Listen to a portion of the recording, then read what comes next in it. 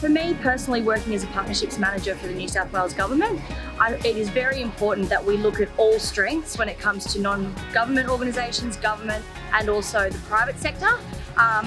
Being able to work with the private organisation that strength is technology is just absolutely of value to us, because we have so many conservation challenges that we need to now look at how technology can potentially help us with tackling those challenges on a more cost-effective basis.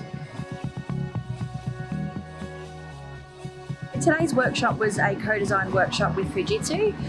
We've got a great relationship with Fujitsu. We've worked on previous projects with them. So we approached them with this problem, as we knew that they could bring something to the table, as well as Macquarie University. Even just from the end of the workshop today, we already have some immediate steps to take. We're all feeling very confident that we will be able to come up with a design that will be able to directly, positively affect the way we look at eradicating hawkweed.